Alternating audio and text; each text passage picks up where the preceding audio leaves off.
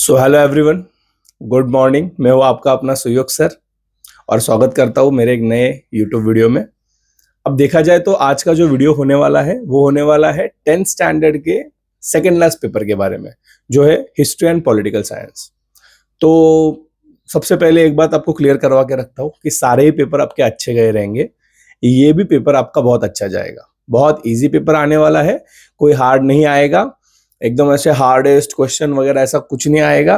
बहुत सारे बच्चों को टेक्सचुअल, अगर समझो कोई चैप्टर में से क्वेश्चन आता है तो उनको लगता है कि वो क्वेश्चन बहुत हार्ड है, तो उसका भी मैं सॉल्यूशन आपको बताऊंगा वीडियो के एंड में।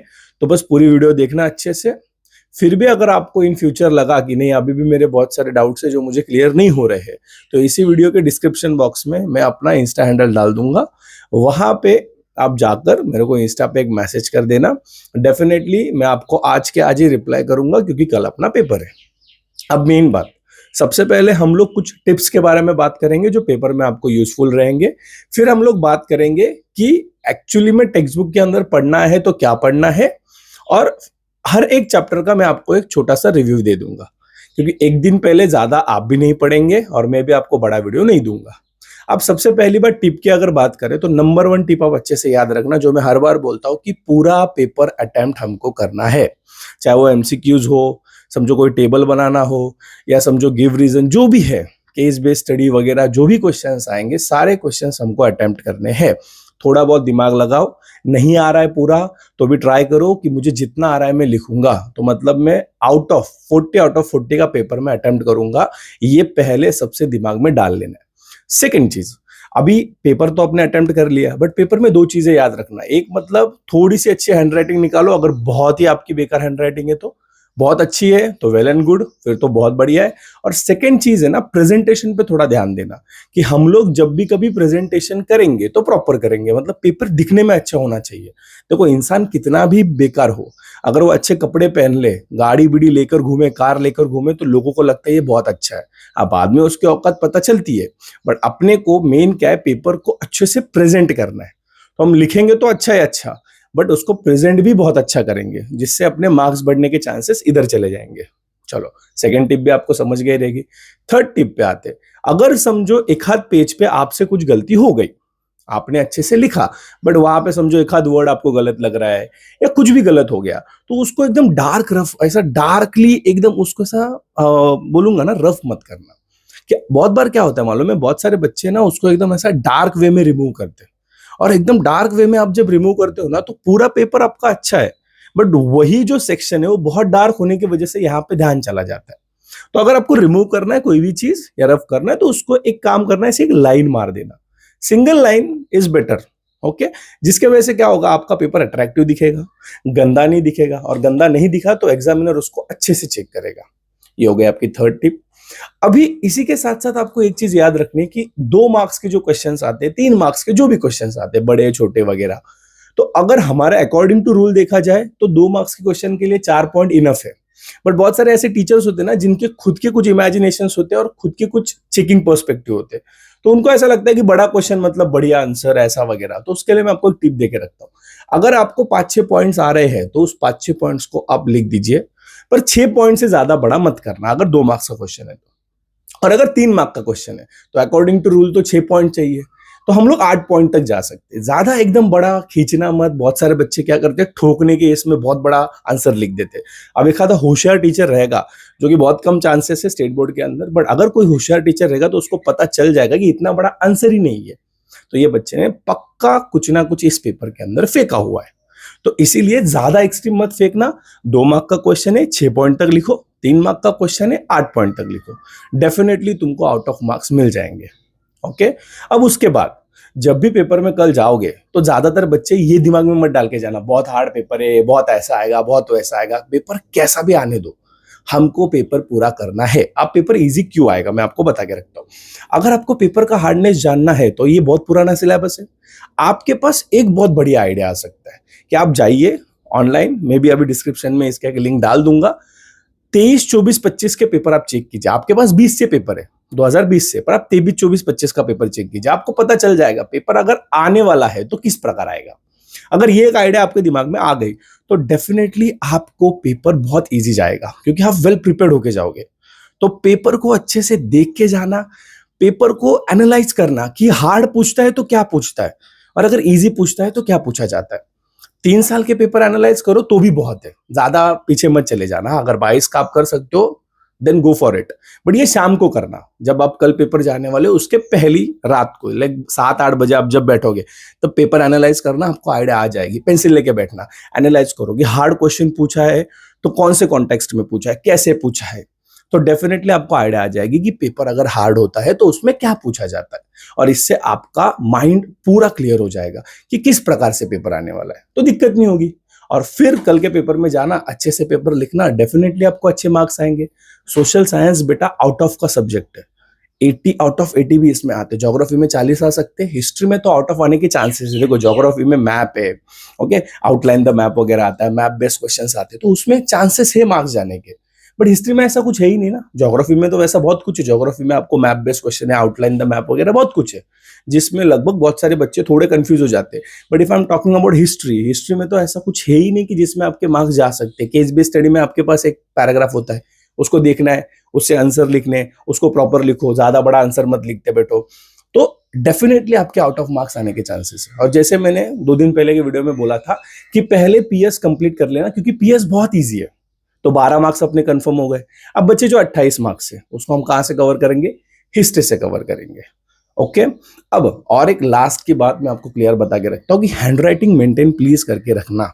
एकदम स्टार्टिंग में बहुत अच्छी और एंड में अरे सर टाइम ही नहीं मिला तो मैंने बहुत फटाफट लिख दिया, तो मैनेज करो टाइम को, इधर उधर ध्यान मत दो, कोई अपने काम नहीं आने वाला है। अपने को सिर्फ खुद पे भरोसा रखना है और अच्छे से पूरा पेपर लिखना। आउट ऑफ आने के चांसेस लगभग बहुत ज्यादा है, क्योंकि अभी बहुत साल से वही रिपीटेड पोर्शन होने की वजह से बच्चों को आइडिया आ चुकी है।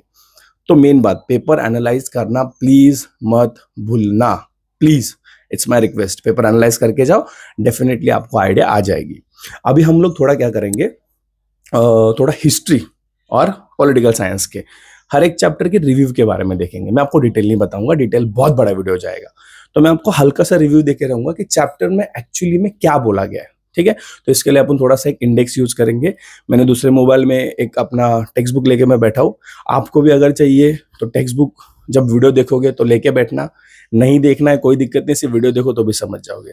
अब अगर हम हिस्ट्री एंड पॉलिटिकल साइंस की बात करें तो हिस्ट्री एंड पॉलिटिकल साइंस में आपको लगभग पूरे 9 चैप्टर्स है। तो सबसे पहले मैं आपको इजी चैप्टर्स और हार्ड चैप्टर इन दोनों का ना डिफरेंशिएशन बताता हूँ।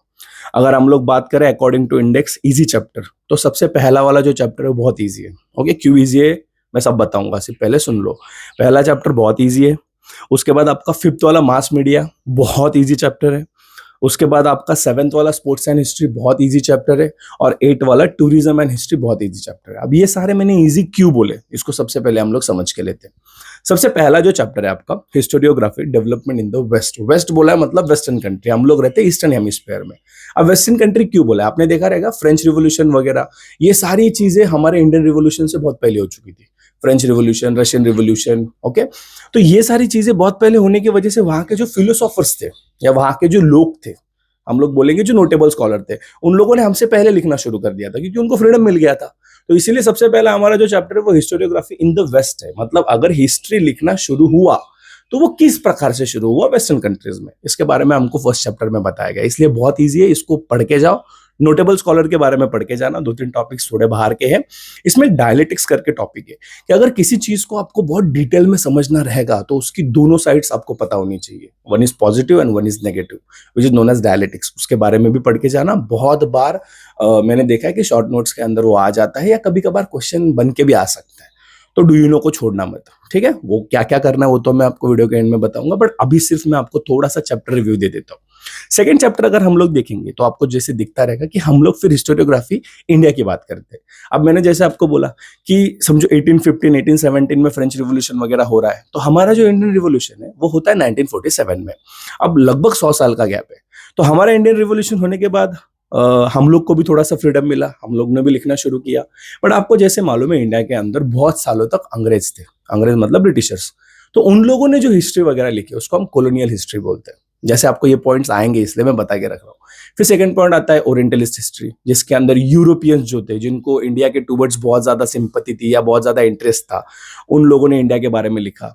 थर्ड आता है नेशनलिस्टिक, जिसके अंदर हमारे जो लोग थे, जिनको एक्चुअली में इंडिया के बारे में सब कुछ मालूम था, उन्होंने इंडिया के बारे में लिखा। ये सारे अलग अलग पॉइंट्स आपको सेकंड चैप्टर में मिलेंगे। Second chapter is also easy है बट बहुत लेंदी है बेटा, इसलिए मैंने उसको हार्ड में डाला है, क्योंकि लेंदी चैप्टर बच्चे नहीं पढ़ते, क्योंकि हमारा हिस्ट्री एक्चुअली बोरिंग है। मैं आपको खुद बोलता हूँ बहुत दलिंदर सिलेबस है, बट अभी क्या करेंगे, करना पड़ेगा। ओके, बहुत सालों से तो स्टेट बोर्ड ने उसको चेंज भी नहीं किया है, जैसे कि वैसे हमको वो दे रहा है, ठीक है। बट पढ़ना पड़ेगा क्योंकि अपने को मार्क्स चाहिए, जिंदगी में कहीं काम नहीं आएगा ये ज्यादा, बट हमको मार्क्स चाहिए, इसलिए पढ़ना पड़ेगा। समझा? फर्स्ट चैप्टर आसान क्योंकि फर्स्ट चैप्टर छोटा भी है, और सारे स्कॉलर लगभग है ना, मैं आपको बोलूंगा सेम ही बात कर रहे हैं। अब कार्ल मार्क्स को सिर्फ ले लो, कार्ल मार्क्स का थोड़ा अलग है, सोसाइटी का डिवीजन वगैरह है। एंथ्रोपोसेंट्रिक जैसे वर्ड्स अच्छे से याद रखना, ओके, ऐसे हार्ड वर्ड्स को लिखना, थोड़ा इंप्रेशन अच्छा गिरेगा, ठीक है। फर्स्ट चैप्टर में वेस्ट के बारे में है, सेकेंड चैप्टर में इंडिया के बारे में है, ओके। अभी थर्ड चैप्टर जो हमारा आता है वो अप्लाइड हिस्ट्री। इसको भी मैंने हार्ड में क्यों डाला है, नॉट इन हार्ड में बोलूंगा, बट ये भी लेंदी है, इसलिए। अभी अप्लाइड हिस्ट्री का पहले मीनिंग बता के रखता हूँ। हिस्टोरिकल चीजों को या हिस्टोरिकल कॉन्सेप्ट्स को यूज करके अभी के जो करंट प्रॉब्लम है, ओके, उन प्रॉब्लम को सॉल्व करना, which is known as applied history. मतलब हिस्ट्री को अप्लाई करके चीजों को सॉल्व करना, ये तुम्हारे थर्ड चैप्टर का इजी मीनिंग है एकदम। यही तुमको याद रखना है। इसमें पब्लिक हिस्ट्री करके एक टॉपिक है, उसको भी पढ़ के जाना। अब इसके अंदर तुमको अलग अलग स्ट्रीम्स के बारे में बोला गया, साइंस वगैरह, ओके, उसके बाद मैनेजमेंट वगैरह। इस प्रकार से आज के काम हम लोग हिस्ट्री को यूज करके करते हैं। इन सारी चीजों के बारे में आपको थर्ड चैप्टर में क्लियरली बताया गया है, तो रट्टा मार के जाना। बहुत इजी चैप्टर है। देखो, इजी मैं इसलिए बोल रहा हूँ कि पढ़ने के लिए इजी है बट बहुत बड़ा है। सो लेंदी मैंने हार्ड में डाला क्योंकि हिस्ट्री लेंदी नहीं पढ़ते बच्चे, ठीक है। अब आते हैं फोर्थ चैप्टर पे, जो कि बहुत इंपॉर्टेंट माना जाता है, बट अगर 1-2 साल से हम लोग देखेंगे ना तो थोड़ा सा वेटेज का सीन चल रहा है, तो वेटेज ऊपर नीचे हो सकता है। फोर्थ चैप्टर आता है आर्ट्स के बारे में। अभी आर्ट एक्चुअली में होता क्या है, हम लोग को क्लासिकल आर्ट बोला है, फोक आर्ट बोला है, बहुत सारी चीजें, तो वो तो आपको इन डिटेल चैप्टर में मिल जाएगी। बट अगर हम लोग बात करें आर्ट की, तो आर्ट मतलब क्या कि आपका इनर क्रिएशन जो है, ओके, उसको आपने क्रिएटिविटी में बदल दिया, या इनर इमेजिनेशन को आपने क्रिएटिविटी में बदल दिया, which is known as art. अब इसमें क्लासिकल आर्ट होता है जो कि सीखने के लिए बहुत हार्ड है, जैसे क्लासिकल डांस वगैरह, जिसमें आपको बचपन से ट्रेनिंग लेनी पड़ती है। But if I am talking about folk art and all, तो उसमें आप देखोगे तो वो एक ह्यूमन से क्रिएट हुआ आर्ट है, जैसे कि सांबा डांस वगैरह हो गया। उसमें सांबा डांस का एग्जांपल नहीं, but I am giving you just example. आपने बहुत बार देखा रहेगा कोकण साइड में होली वगैरह होती है, तो वो लोग भी मिलकर डांस करते हैं। तो ये सारी चीजें फोक आर्ट में आती है, जो कि ईजी होता है लर्निंग के लिए, इतना बड़ा प्रोसेस नहीं होती उसकी कॉम्प्लिकेटेड। ये सारे आर्ट्स के बारे में आपको उसमें बताया गया है। थोड़ा बड़ा चैप्टर है, थोड़ा नहीं बोलूंगा, बहुत बड़ा चैप्टर है, बहुत वास्ट है। वो गोल गंबज वगैरह वाले टॉपिक्स उसमें है, आर्किटेक्चर्स वगैरह वाले टॉपिक है, तो अच्छे से पढ़ के जाना। कुतुब मीनार वाला टॉपिक है, ओके, तो प्रॉपरली चेक करके जाना। रट्टा ही मारना है आपको। हार्ड में इसलिए बोल रहा हूं क्योंकि बहुत बड़े चैप्टर्स है। छोटा होता तो डेफिनेटली मैं उसको इजी बोलता, ठीक है। अब उसके बाद आता है हमारा फिफ्थ चैप्टर, जो कि मास मीडिया, सबसे चिंदी, सबसे easiest topic in the history book. अभी मास मीडिया मतलब क्या होता है, आप लोग आजू बाजू में एंटरटेनमेंट वगैरह देखते हो, न्यूज वगैरह देखते हो, इसको हम बोलते हैं मास मीडिया। मास मतलब ग्रुप ऑफ पीपल, और मीडिया तो आपको मालूम है मीडियम का प्लूरल फॉर्म है। अभी मीडिया मतलब आपने देखा रहेगा व्हाट्सएप, ये जी न्यूज वगैरह, टीवी वगैरह, ये सारी चीजें जिन पे हमको अलग अलग प्रकार की चीजें देखने मिलती है, which is known as a mass media. बहुत इजी चैप्टर है, बहुत इजी वे में खत्म होने वाला है। फटाफट रट लो, एकदम इजी है। जो भी क्वेश्चन आएगा लिख के आना है दबा के। उसके बाद तुम्हारा जो चैप्टर आता है वो आता है एंटरटेनमेंट एंड हिस्ट्री। अब इसको मैंने हार्ड में क्यों डाला है, सबसे ज्यादा हार्डेस्ट वर्ड आपको इस चैप्टर में मिलेंगे। बहुत हार्ड वर्ड्स है, कुछ कुछ ऐसे वर्ड्स है जो आपने सुने ही नहीं रहेंगे, तो इसीलिए इस चैप्टर को अच्छे से करके जाना। भारूड, कीर्तन वगैरह ये सारे शॉर्ट नोट्स में आ सकते हैं। गो फॉर इट क्लियरली। अगर आपको लग रहा है नहीं जम रहा है, थोड़ा सा एक बार इसको पढ़ लो, ठीक है, समझ जाएगा, कोई दिक्कत नहीं। नहीं समझ रहा है तो रट्टा मारो, कल पेपर लिखना है अपने को, रट्टा मार के लिख के आओ, आउट ऑफ भी मिल जाएंगे, बात खत्म है। चलो यहाँ पे भी नहीं रुकते, आगे बढ़ते। सेवेंथ वाला आपका चैप्टर स्पोर्ट्स एंड हिस्ट्री। ये चैप्टर लगभग बॉयज के लिए बहुत आसान जाएगा, क्योंकि क्रिकेट के बारे में अच्छा खासा नॉलेज है बॉयज को। बस हिंदी में, मराठी में नॉलेज है, उसको इंग्लिश में कन्वर्ट करके लिखना है। फिर चाहे क्रिकेट हो, आउटडोर गेम हो, इंडोर गेम हो, जो भी गेम हो, सब आपको इजी वे में बताया जाएगा। बहुत इजी चैप्टर है, करके जाना, बिल्कुल मत भूलना। ये चैप्टर हमको बहुत मार्क्स देके जाएगा, ठीक है। उसके बाद आता है टूरिज्म एंड हिस्ट्री। टूरिज्म के बारे में लगभग ज्योग्राफी में भी आपने बहुत सारे चैप्टर्स में पढ़ा है, हिस्ट्री में भी पढ़ रहे हो, वही टूरिज्म है। ज्योग्राफिकल टूरिज्म, ये टूरिज्म, वो टूरिज्म, हिस्टोरिकल टूरिज्म वगैरह वगैरह वगैरह, ये सारी चीजें आपने पढ़ी है। अच्छे से पढ़ के जाना, प्रॉपरली उनको फॉलो करना, डेफिनेटली रिजल्ट आएगा। उसके बाद आते हैं दोस्तों हमारे हेरिटेज मैनेजमेंट पे। अभी हेरिटेज मतलब क्या, सबसे पहले ये समझना चाहिए, हेरिटेज मतलब हिस्टोरिकल मॉन्यूमेंट्स। जैसे मैं अंबरनाथ में रहता हूँ समझो, तो यहाँ पे आपको शिव मंदिर मालूम रहेगा जो कि बहुत नजदीक है, ये एक हेरिटेज है। ओके, ये यूनेस्को के अंडर्स वगैरह आते हैं कुछ कुछ हेरिटेज। इनका मैनेजमेंट अगर हम इनको मैनेज नहीं करेंगे, ठीक है, तो क्या होगा, ये डिस्ट्रॉय हो जाएंगे। आने वाली फ्यूचर जनरेशन को इसके बारे में कुछ भी नहीं पता चलेगा। इसलिए इनका मैनेजमेंट करना बहुत इंपॉर्टेंट है। अब हेरिटेज में बहुत सारी बुक्स आती है, एनसाइक्लोपीडियाज आती है, शब्दकोश वगैरह आते हैं, बहुत सारी चीजें आती है। बहुत सारे बोलते हैं ना हम लोग, अलग अलग प्रकार के टॉपिक आपको देखने मिलेंगे, बट इसको रट के जाना। ये चैप्टर आप समझ के भी कुछ फायदा नहीं, समझेगा ही नहीं। तो बेस्ट है रटो, डायरेक्ट जाओ, अप्लाई करो, खत्म करो। अब कुछ ऐसे बच्चे रहेंगे जो बोलेंगे अरे सर आपने तो सारे टॉपिक बता दिए, सारे ही करने बोला। ये मैंने किसको बोला है, जिसको आउट ऑफ चाहिए उसकी बात कर रहा हूं मैं। आई नो इंडिया में ज्यादातर बच्चे एवरेज में खेलना चाहते हैं, उनको लगता है उनको 20-25 मिल जाए तो भी बहुत बड़ी बात है। तो कोई दिक्कत नहीं, उसके लिए भी I will give you solution. देखो मैंने आपको 4 इजी टॉपिक बताए। सबसे पहले मैंने क्या बोला, फर्स्ट चैप्टर आपका बहुत ईजी है। ओके, उसके बाद मैंने आपको बोला कि 5th आपका बहुत ईजी है, 7th आपका बहुत ईजी है, 8 आपका बहुत ईजी है। चारों चैप्टर पहले करके जाना, बहुत ईजी है, एक एक घंटे में पढ़ोगे तो भी हो जाएगा। ये 4 चैप्टर करना। इसके अलॉन्ग विद क्या करना है, इसके साथ साथ क्या करना है, देखो सेकंड वाला चैप्टर है करके जाओ, और थर्ड वाला करके जाओ। बस अगर आप इतने भी चैप्टर करके गए, जो 6 चैप्टर की मैं बात कर रहा हूं, तो भी अच्छे खासे मार्क्स आपके आ जाएंगे। ज्यादा आपको नहीं करना है, 6 चैप्टर करो। आपको लग रहा है 4th वाला बहुत बड़ा है, ऊपर ऊपर से रट के जाना, एक आध दो क्वेश्चन आएंगे, कर लेना। एमसीक्यू सबके करने हैं, पहले बता रहा हूं। एमसीक्यू टेबल वगैरह जो भी छोटे मोटे क्वेश्चन है, ये आपको सबके करने हैं। बट मेन मेन जो चैप्टर्स है उसमें मैं 6 चैप्टर आपको बताता हूँ कि जाओ करके, लगभग लगभग आपके 20-22 मार्क्स आ जाएंगे। हाँ, ऊपर के मार्क्स अगर आपको चाहिए तो सब करके जाओ। बहुत सारे बहुत सारे यूट्यूब पे बहुत सारे टीचर्स है जो आपको इंपॉर्टेंट क्वेश्चन देंगे, अगर वहां से आ रहा है तो करके जाओ, कोई दिक्कत नहीं। इंपॉर्टेंट क्वेश्चन का कॉन्सेप्ट थोड़ा सा मुझे हेवी लगता है, बट ठीक है। मैं यही सोचता हूँ ना कि इंपॉर्टेंट क्वेश्चन अगर एक बार आपको मिल गया ना बेटा, देखो मैं ऐसे नहीं बोल रहा हूँ कि मैं नहीं दे पा रहा हूँ तो फिर वो गलत है वगैरह, बट मैं एक बात बोलूंगा, अगर आप इंपॉर्टेंट क्वेश्चन के पीछे भाग रहे हो तो जिंदगी में आप बड़े काम नहीं कर पाओगे, फिर आप शॉर्ट टर्म वाला सक्सेस ढूंढ रहे हो। बट ठीक है, आपका चॉइस है, आपको करना है आप करो, I don't have any problem. आप कर रहे हो, आपको फायदा हो रहा है, डेफिनेटली मुझे वो अच्छा ही लगेगा। तो अगर आपको कहीं से इंपॉर्टेंट क्वेश्चन मिल रहे, गो फॉर इट। नहीं मिल रहे, ये 6 चैप्टर करके जाना जो मैंने बताया। मैं रिपीट कर रहा हूँ एक बार। सबसे पहले आपका आता है फर्स्ट चैप्टर, अच्छे से करके जाना। उसके बाद आपका आता है 5th चैप्टर, फिर आता है 7th चैप्टर, फिर आता है आपका 8th चैप्टर। ये सब होने के बाद मैंने आपको बोला है कि उसी के साथ साथ सेकंड और थर्ड भी करके जाना। ठीक है, बहुत आसान चैप्टर्स है। और अगर वक्त मिले तो 4th, ओके, 6th और हेरिटेज मैनेजमेंट वाला, उसको भी थोड़ा पढ़ के जाना। क्या पता है दो उसमें से क्वेश्चन आ गए तो ठोक दोगे तो मिल भी जाएंगे मार्क्स, कोई दिक्कत नहीं। कोई इतना डिटेल पेपर नहीं चेक करता है। हाँ, 100% में से 20-30% ऐसे टीचर्स होते हैं जो एक्चुअली में अच्छे वे में पेपर चेक करते हैं, वरना स्टेट बोर्ड के पेपर चेकिंग तो भाई पूछो ही मत। स्टेट बोर्ड, सीबीएसई, आईसीएसई सब हागू बोर्ड है, उनमें चेकिंग तो आपको मालूम है हर साल ही वही चलते रहता है। बट हम उस पर नहीं जाएंगे, उस पर क्या बोल के फायदा है नहीं, गवर्नमेंट सुधरने वाली है नहीं, कोई बोर्ड सुधरने वाला है नहीं, उनको बच्चों की वाटी लगानी है। बट अपने को एक ही करना है, पढ़ना है, पेपर को अप्लाई करना है। क्लियर है? अभी हम आते हैं हमारे पीएस के टॉपिक के ऊपर। सबको मालूम है पीएस में आपको 5 चैप्टर्स है। कितने चैप्टर्स है? 5। देखो, पांचों चैप्टर में तो मैं बोलूंगा 5 अगर हो रहे हैं तो वेल एंड गुड, फिर तो एकदम ऐसा बोल सकते हैं हम लोग कि सोने पे सुहागा है कि 5 ही चैप्टर हो रहे हैं बच्चों के, तो 5 हो रहे तो आउट ऑफ ही आएंगे। नहीं 5 हो रहे तो मैं 3 चैप्टर बताता हूँ जिनको अच्छे से करके जाना। ओके, फर्स्ट चैप्टर करके जाना, सेकंड करके जाना, 4th करके जाना।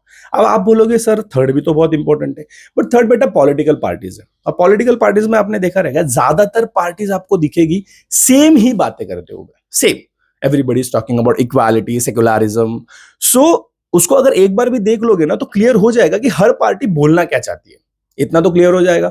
तो ज्यादातर उसमें वही है, उसको अच्छे से करके जाना। स्टेट के बारे में थोड़ा बताया गया है, स्टेट पार्टी कौन सी होती है, नेशनल पार्टी कौन सी होती है, ये मैंने आपको बहुत अच्छे से बताया हुआ है। जो मेरे लेक्चर में बैठे रहेंगे वो लोग, उसके अंदर एक डू यू नो भी है। ओके, मिड टर्म इलेक्शन वगैरह वगैरह, वो सारे इलेक्शंस वाले जो do you know, general election मतलब 5 साल में होने वाले, फिर आता है by election, mid term election, ये सारे डू यू नोज करके जाना। कौन सी पार्टी स्टेट पार्टी कहलाती है, कौन सी पार्टी नेशनल पार्टी कहलाती है, इसका एक डू यू नो है, अच्छे से करके जाना। ये डू यू नो बता रहा हूं मैं, अच्छे से करके जाओ, इसमें से क्वेश्चन आने के चांसेस है। तो आप 3 चैप्टर अच्छे से करना। नंबर 1, ओके, जिसका नाम हम लोग बोल सकते हैं working of the constitution. Constitution के बारे में बताया गया है, राइट टू इंफॉर्मेशन, जिसमें बोला गया कि इंसान को इंफॉर्मेशन लेने का हक है। सेकंड आपको बोला डिसेंट्रलाइजेशन ऑफ पावर। इंडिया के अंदर कोई भी एक इंसान पावरफुल नहीं होता है, हमारे यहाँ पे जो पावर है वो डिवाइड की रहती है। तो ये सारी चीजें पढ़ के जाना। फर्स्ट चैप्टर बहुत आसान है, लेंदी भी है, बट पढ़ के जाना, तो इसमें से आपको बहुत सारे क्वेश्चंस आने के चांसेस है। अब सेकंड अगर हम लोग क्वेश्चन की बात करें, ओके, क्वेश्चंस की नहीं, सेकंड चैप्टर की अगर हम लोग बात करें तो सेकंड चैप्टर इज ऑल्सो बहुत इंपॉर्टेंट, जिसमें इलेक्शन प्रोसेस है, जिसमें आपको चार्ट वगैरह आने के बहुत सारे चांसेस है। तो वो चार्ट वगैरह को अच्छे से करके जाना। आपको एक चार्ट वहां पे दिया है, इलेक्शन की प्रोसेस कैसे होती है वगैरह। उसके बाद इलेक्शन कमीशन के बारे में पढ़ के जाना, डिलिमिटेशन कमेटी के बारे में थोड़ा सा नॉलेज लेके जाना, वो भी अच्छा खासा आने के चांसेस है। मैं पीएस में क्या क्या करना है वो बता रहा हूं मैं। उसके साथ साथ आपको और एक दिखता रहेगा कि उसके बाद आपका जो सोशल मूवमेंट वाला चैप्टर, ये मैंने आपको क्यों बोला, it's not a hard chapter, it's easy chapter actually, but problem is what, आप लोग दिमाग में डाल के रखते हो इट्स हार्ड। अभी मूवमेंट के बारे में हमने बहुत पढ़ा है, वो लाटने मोर्चा वगैरह 9th वाला थोड़ा सा याद आता रहेगा, चिपको मूवमेंट, बहुत सारे मूवमेंट्स हमने पढ़े। तो मूवमेंट अगर हमको कोई पूछता है तो क्या है, मैंने क्या बोला था, लॉन्ग डेज तक जो कोई चीज चलती है, कोई झगड़ा चलता है तो उसको हम मूवमेंट में डाल देंगे, आंदोलन अलग होता है। तो थोड़ा सा मूवमेंट वगैरह के बारे में पढ़ के जाना, फार्मर मूवमेंट, वर्कर मूवमेंट, क्या शॉर्ट नोट्स वगैरह आ सकते हैं, अच्छे से करके जाना। तो अगर कुछ नहीं हो रहा है तो 3 चैप्टर करके जाओ, पहला करो, दूसरा करो, चौथा करो। अब अगर पॉलिटिकल पार्टीज की बात करें तो मैंने वही बोला कि उसमें सेम कंटेंट है, सेम कंटेंट है, एक बार पढ़ लो सब समझ जाएगा। बस न्यू वाले बुक को अप्लाई करना, पुराने वाले बुक को अप्लाई मत करना, वो बुक का झोल पहले समझ लो, उसमें बहुत सारे ऐसी चीजें जो कट हो चुकी है और ऐड हो चुकी है। आम आदमी पार्टी वगैरह न्यू वाले सिलेबस में ऐड है, उसको अच्छे से करके जाना। और रही बात 5th चैप्टर की, तो 5th चैप्टर को तो मैं चैप्टर मानता ही नहीं, वो है ही 1.5 पेजेस का। उसमें क्या बोला आपको कि चैलेंजेस बिफोर डेमोक्रेसी। अब डेमोक्रेसी इंडिया में है ही नहीं, तो चैलेंजेस तुमको अच्छे से मालूम है। उसमें तुमको टेररिज्म के बारे में बोला है, लास्ट ईयर तुमने टेररिज्म के बारे में पढ़ा है, 9th का पीएस थोड़ा याद करो, एंडिंग वाला रिफ्यूजीज टेररिज्म। उसके बाद आपको बोला है नक्सलिज्म के बारे में, ये भी अपने 9th में पढ़ा है, नक्सलिज्म क्या होता है, नक्सलाइट मूवमेंट क्या होता है, ओके। अभी ये सारी चीजें आपको ऑलरेडी मालूम है, तो 5th वाला चैप्टर मुझे नहीं लगता अलग से करने की जरूरत है, एक बार गो थ्रू करोगे तो भी समझ जाएगा। और डेमोक्रेसी के लिए चैलेंजेस क्या है दोस्तों, बोगस वोटिंग, उसी के साथ साथ ये जो इलेक्शन होता है ये फ्री एंड फेयर नहीं होता। तो ये सारी चीजें आप देखते हो डे टू डे लाइफ में, तो डे टू डे लाइफ में देखते हो तो उसको इंग्लिश में कन्वर्ट करके लिख देना, आपके मार्क्स आ जाएंगे, उसको अलग से पढ़ने की जरूरत नहीं है। तो अगर पीएस अच्छे से करना है तो 3 टॉपिक करके जाना, फर्स्ट चैप्टर, उसके बाद आपका सेकंड चैप्टर, एंड उसके बाद आपका 4th chapter. 3rd chapter political party, अगर जम रहा है तो करके जाओ, नहीं जम रहा है तो देख के जाओ, सब बीजेपी कांग्रेस सब सेम ही बोलते हैं, ओके। और उसी के साथ बचा फिर 5th वाला चैप्टर, उसको तो मैं चैप्टर नहीं मानता, फिर भी अगर आप मानते रहेंगे तो करके जाना। मुझे नहीं लगता उसको ज्यादा टाइम जाएगा, 10 से 15 मिनट बहुत है, एक बार फटाफट देख लो, सारे टॉपिक हुए आपके, बस एक बार देख लेना मुझे लिखना क्या है, कैसे लिखना है, बात खत्म, ओके। अब एंडिंग में हम लोग आते हैं अपने मेन टॉपिक पे, जिसकी हम लोग बात कर रहे थे, ठीक है। अभी पढ़ना क्या क्या है, अगर कुछ भी नहीं हुआ है तो देखो बेस्ट बताता हूँ, नहीं कुछ हुआ है तो जितने मैंने टॉपिक्स आपको बोले हैं, हिस्ट्री के 6 बोले, पीएस के 3 बोले, इन सारे चैप्टर की एक्सरसाइज अच्छे से करके जाना। जमा तो पूरा चैप्टर पढ़ के जाना जो टेक्स्ट बुक में दिया हुआ है। उसी के साथ साथ 22 नहीं, 23, 24, 25 तीनों साल के पीवाईक्यूज अच्छे से करके जाना, प्रीवियस ईयर क्वेश्चंस करके जाना। और डू यू नो करना प्लीज मत भूलना, डू यू नो में से भी बहुत सारे एमसीक्यूज आते हैं, फिल इन द ब्लैंक्स वगैरह, और बहुत सारे शॉर्ट नोट्स भी आने के चांसेस है। तो इसीलिए डू यू नो प्लीज मत भूलना, वरना बोलोगे सर ये क्वेश्चन कहाँ से है, हमें मालूम ही नहीं है।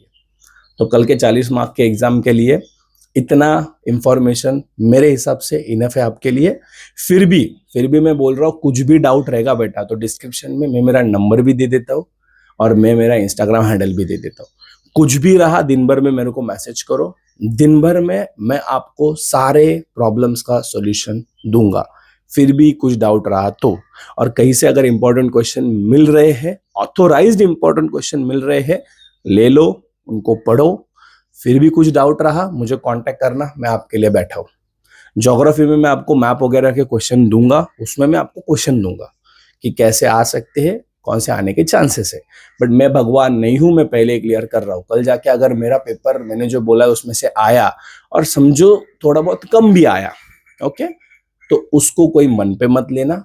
मैंने सिर्फ आपको हेल्प करने का है इसलिए वीडियो बनाया है। फिर भी अगर आपको कुछ भी हेल्प लगती है ये वीडियो छोड़ के, तो प्लीज मुझे इंस्टा पे मैसेज करो या व्हाट्सएप पे मैसेज करो। मैं डेफिनेटली आप तक जल्द से जल्द पहुंचने का आज कैश ट्राई करूंगा। मैं आपको पर्सनली सब समझा दूंगा। अगर आपको कुछ डाउट रहा तो, कोई कॉन्सेप्ट डाउट है, कुछ भी डाउट है, जस्ट मैसेज मी, नहीं तो मुझे बिंदास फोन कर सकते हो। मैं आपके लिए 24 आवर्स अवेलेबल हूँ। बस एक ही बात ध्यान रखना, अपना टारगेट है 40 आउट ऑफ 40। नहीं आ रहा है 40 आउट ऑफ 40 तो भी कोई दिक्कत नहीं है, मुझे सारे बच्चे सेम है, जिसको 40 आए, 20 आए, 10 आए, कुछ भी आए, मेरे लिए मेरे बच्चे सेम रहेंगे, इतना ध्यान रखना। बस अच्छे से पढ़ाई करो, आज का दिन आपके पास है, बहुत इजी पेपर है, ज्यादा सीरियस मत लेना, यूपीएससी एमपीएससी लेवल का पेपर नहीं है, पेपर है स्टेट लेवल का। तो बहुत लोगों ने प्री बोर्ड में अच्छा खासा फाड़ा रहेगा प्रीलियम में, तो इस बार भी तुम लोग बहुत अच्छा पेपर लिखोगे। जितने भी टिप्स दिए स्टार्टिंग में सबको फॉलो करना और अच्छे से पेपर लिख के आना। ओके, ज्योग्राफी का भी मैं वीडियो बनाऊंगा, बिल्कुल टेंशन मत लेना। कुछ भी डाउट रहा, तुम्हारा सुयोग सर यहाँ पे बैठा हुआ है, बिंदास, बिना किसी बोलते ना, बिना किसी चीज को सोचे हुए मुझे मैसेज करना, without any hesitation, just message me and I will there for you. Okay, तब तक के लिए goodbye and take care, and again all the best for your exam. Good bye.